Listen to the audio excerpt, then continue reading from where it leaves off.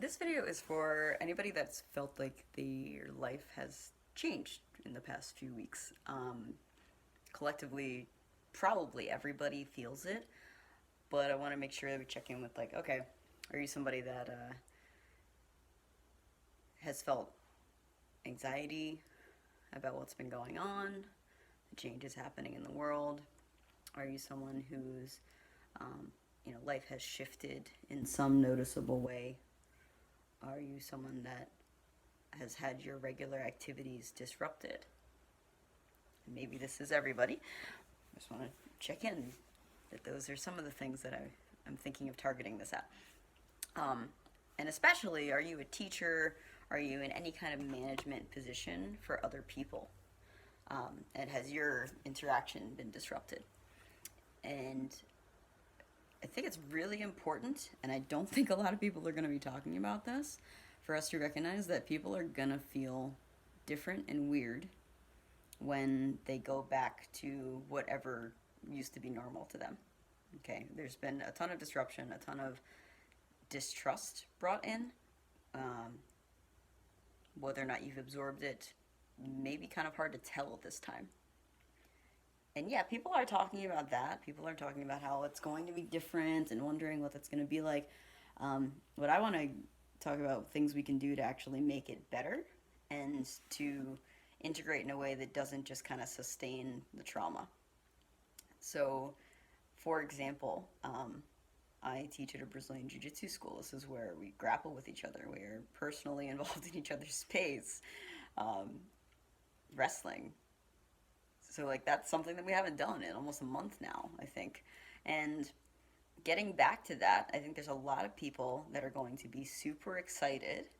A lot of people are chomping at the bit to get there. There's also a really good chance that even the people that are chomping at the bit are going to get back into that space and be like, whoa, this feels different than I expected, because we're not going to know how you feel until you actually get there, right? You can hypothesize all you want, you can use visualization, all that stuff can be really helpful in getting you closer to accurate to what you're probably going to feel like, but it's still not going to be the same thing as being in the space.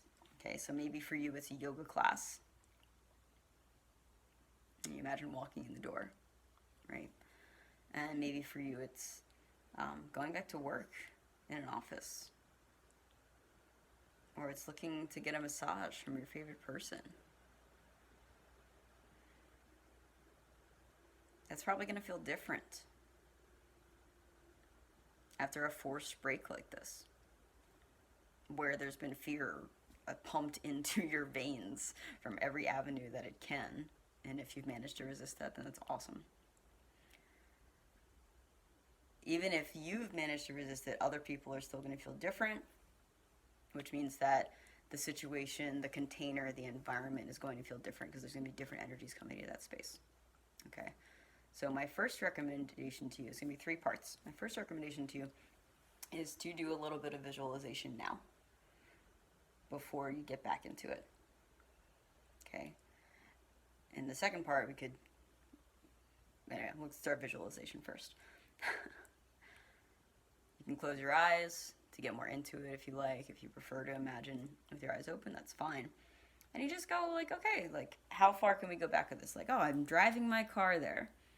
I'm parking, getting out of my car. Try to put as many details into it as you can. I'm reaching for, how many familiar sites can you put into it? I'm reaching for my gym bag. I'm putting these things together. I'm driving this familiar route. Things you can almost go on autopilot on, but you bring awareness to those things that are kind of autopilot in your brain. Kind of like if you just go on autopilot, but then you forget something, you're like, oh man, like, it's almost hard to remember. So try to break it down and go all the way through to the beginning of your class or something. Okay. Now, the second part is really helpful for the first part. Okay, this is the pause. As you're doing your visualization, and you start to notice a creeping anxiety. Let's say you're at a 0 when you start. You're like, yeah, bah, this bullshit. I'm gonna try it just because I think Sam's cool. I know. I don't think I'm gonna get anything out of this. I don't need it. Whatever, right? So you're gonna sit and you're at a 0 of anxiety, and the higher the number gets, the worse it gets. And as you go on through your visualization, you start to notice like you're feeling a little bit different. Maybe clues might be that you feel your chest tighten up a bit, your breathing changes, you feel a little bit of like contraction or constriction in your body. Maybe like you get a little rigid in your neck and your jaw. Give yourself a double chin like me. And then you, as you notice that, let's just assign numbers to it. So let's say like a 0 is completely chill, dismissive, and a 10 is like complete fight, flight, freeze mode, where like you almost have no control over your autonomic nervous system. Like, I'm not sure if I used the right word there. You have no like direct control because like your lizard brain has taken over.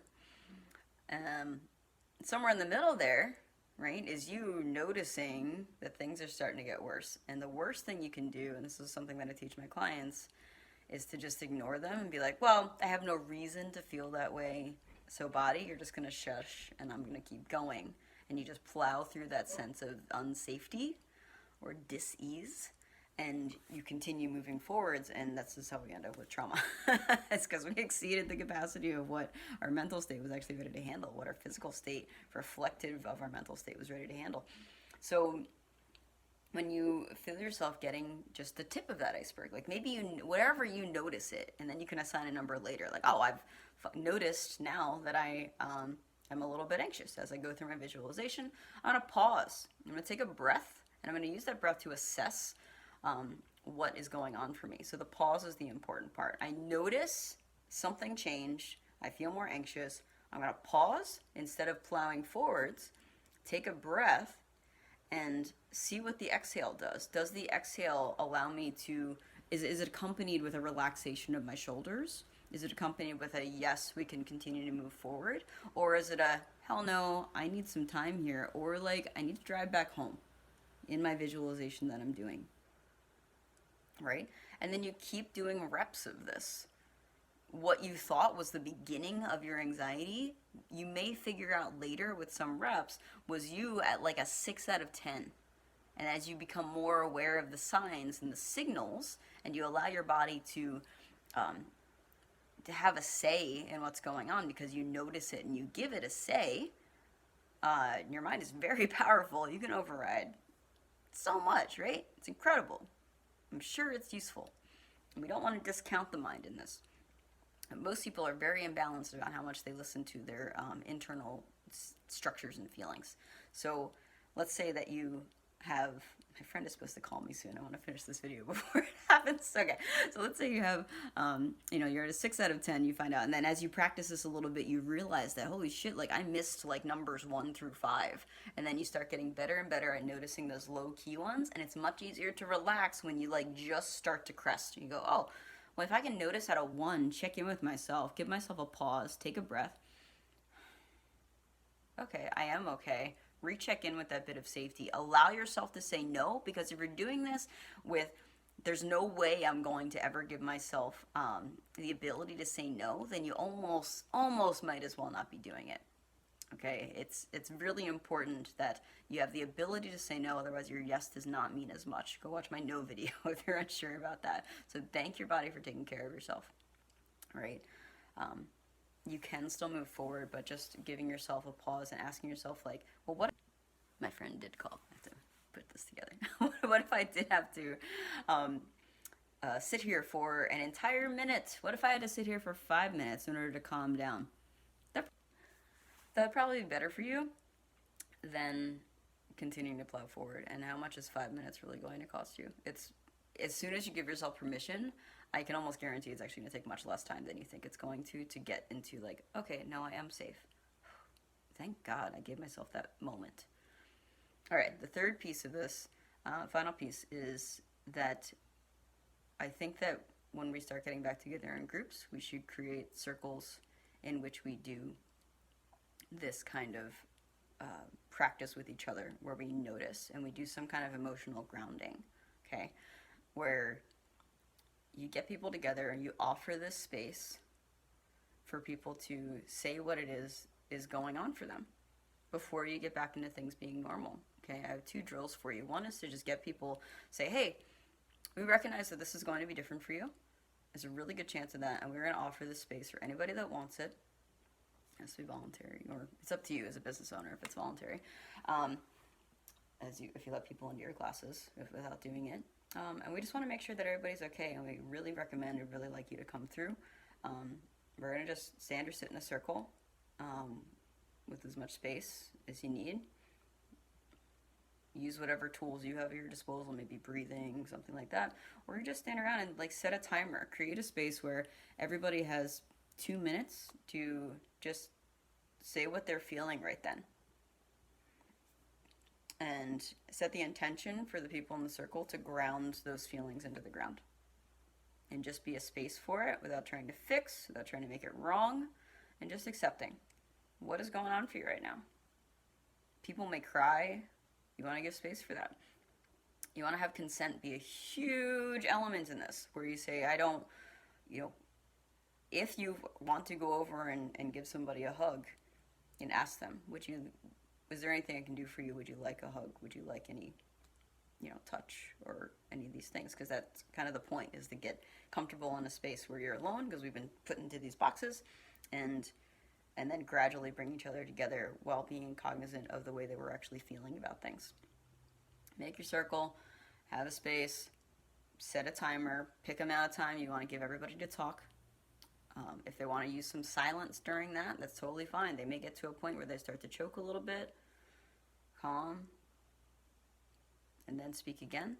I'd recommend something Kyle Cease teaches. When they start to get choked up and feel like they're not accepting, you can add, and I love that, when you say something, when you have something that comes up that's uncomfortable for you, because it's true, right? It's only uncomfortable when it's true.